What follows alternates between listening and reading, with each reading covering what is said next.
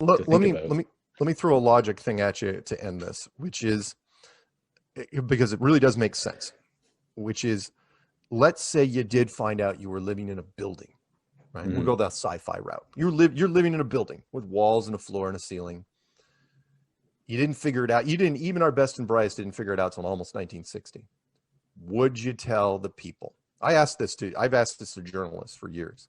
So would you tell people? Now, as a journalist, you're like, well, the people have a right to know. And it's like, oh, we got to go out and tell people. But the longer you think about it, you're like, Right, because public panic is a yeah, maybe major not. factor. I mean, and I'm the first look. I'm an anti all sorts of things, and I will be the first person to tell you. It's like, yeah, if you know anything about Roswell, Roswell did not go over well with the general public. They were freaking panicking right off the Hmm. bat, and that was in the 40s.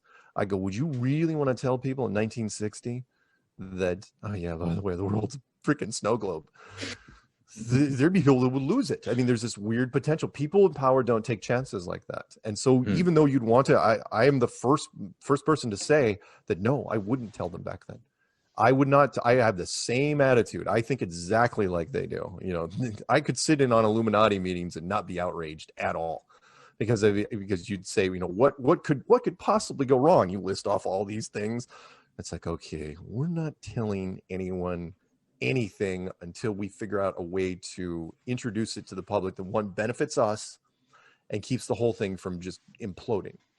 Right. And here we are. I mean, I don't think, by the way, it's an accident. I don't think you're talking to me and you know, we've done so much in the last 6 years is any sort of accident. The infrastructure is in place now.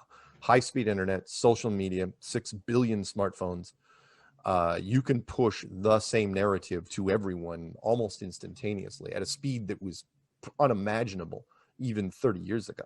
Hmm. So yeah, I think that's where, you know, the question is why. You know, I think there's something else coming, something bigger than flat Earth, and there's only a couple things bigger than flat Earth. I think flat Earth is a precursor to something else. Flat Earth opens the mind for something else, whether it's introducing an older civilization, or the meaning of life. Right, because after you figure out flat Earth, you have to figure out what encompassed flat Earth, what goes Exactly. Yeah, beyond yeah, yeah. flat Earth, what's outside the dome, all these higher power things that Yep. come along with exposing this one thing.